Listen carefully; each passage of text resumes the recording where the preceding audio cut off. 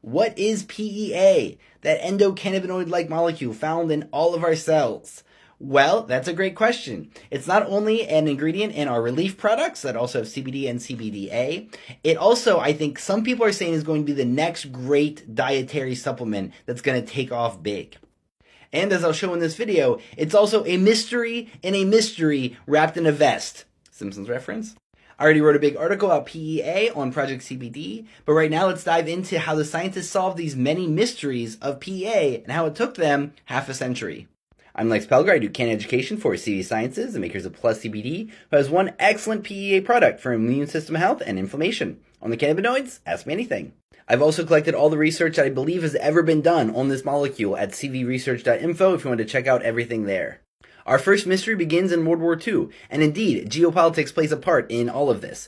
And so, there are these two doctors, Coburn and Moore, and they found that for the poor kids in the tenements, if they gave them dried eggs, those kids had stronger immune systems and they had less colds and flus. Indeed, they found that egg yolks are an anti-inflammatory food, but no one knew why, they just knew that it worked. It took until the 1950s when a team led by Dr. F.A. Kuhl identified palmetto oil ethanol amide as the anti-inflammatory ingredient in eggs. He also found it in high levels in soybeans and peanuts, two other anti-inflammatory foods. But still, no one knew how it was working. And so across the 1960s, there were a bunch more experiments in animal models to show that it was anti-inflammatory in a bunch of different ways.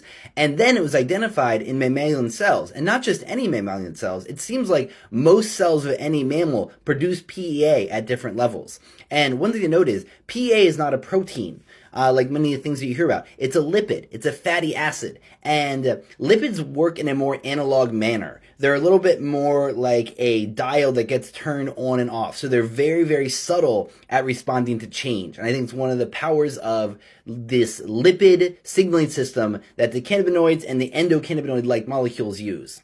But the first serious clinical trials on PEA weren't until the 1970s, when, in the Czech Republic, a Czech pharmaceutical company developed a PEA drug called Impulsin. And to test it, they turned to the Skoda factory, which had tens of thousands of workers to produce cars and tanks and industrial equipment. They ran several trials over a couple of years, and this involved over 2,000 adults and 400 children, and they're administered in a double-blind manner, so with placebos, the current gold standard for clinical trial research. And all the results point in the same direction. PEA was safe, and it had a clear efficacy in treating respiratory infections. It reduced the incidence of fevers, headache, and sore throat. And furthermore, according to the researchers, no side effects were registered after several years of clinical testing of Impulsin in military and civilian communities. So PEA worked. It was proven in large clinical trials. But then something happened that in endocannabinoid circles came to be known as the silent gap period. Because this was the work of a company behind the Iron Curtain, and it was the height of the Cold War, these results didn't get out there as much as they should have, and because none of the scientists knew what the mechanism of action was that PEA was using, the research on it just kind of fizzled away. This all changed in the 1980s when the hero of our story, Dr. Levi Montalcini, got her hands on the molecule and started working on it. As a young person, she was a Jewish scientist in Mussolini's Italy. So she lost her laboratory, she had to flee to Florence, and she set up a workstation in the basement of a house. In that basement lab, she continued to study the early development of organisms, which is one of the most complicated problems in science, and the work she performed led to the discovery of the brain's nerve growth factors, which is a key part of neurodevelopment. That was often called one of the most important neurochemical findings of the century, and indeed she did share the Nobel Prize of 1986 for that discovery. So later in her career, in 1993, she releases a famed paper where she says that PEA works via the control of mast cells. And mast cells are a type of immune cell that we have that release the histamine into our body. While we most often think about histamine in regards to allergy, they are also both a hormone and a neurotransmitter that are a key regulator of our inflammatory response. And the mast cells that release it are involved in the healing of wounds, the growth of new blood vessels, the defense against pathogens, and the rallying of the immune response. She theorized that PEA worked via on-demand synthesis, as in, when the body is experiencing pain or inflammation, it immediately ramps up the production of PEA in response to help with the situation. Her paper led to a flurry of new research. There were over 30 papers published in the next 10 years about the effects of PEA on the mast cells. The next phase of the PEA's discovery came from this researcher right here, Dr. Danielle Piomelli, who I actually interviewed on my show The Lex Files a few years ago. So we looked basically like this. How he figured out the mechanism of action for PEA with his grad students was a typical scientific serendipity. They were looking at the ability of anandamide, our first discovered endocannabinoid molecule, and its ability to stop nerve pain in animal models. And so they wanted to use PEA as a control because they knew it didn't bind to the CB1 receptor, it didn't bind to the CB2 receptor, and they didn't think it did anything for pain. So they did the experiment, and it turned out PEA was great for controlling pain. And so they wanted to figure out, how did it even work then? To figure out where to look for the mechanism of action for PEA, they made a guess. They looked at oleamide, which is another endocannabinoid known for regulating sleep, and they knew that it worked via the PPAR receptors. PPAR receptors are special because they're not out here on the surface of the cell. They're down here, in or on the nucleus itself. They regulate genetic transcription, which means they increase or decrease the amount of other proteins and lipids in the cells, and therefore have a wide and profound impact on what's going on in the cell. So it took a couple of years, but Dr. Piomelli and his grad student Jesse Lauvergne determined that the PPAR alpha receptor was the one that mediated the anti-inflammatory effects of PEA.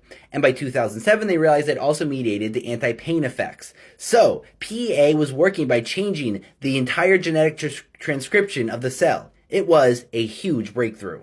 After that, the floodgates opened and the PEA research poured forth. Not only did they find that it had an entourage effect with other endocannabinoids like anandamide, they found that it bound to other places for causing the good things that it does.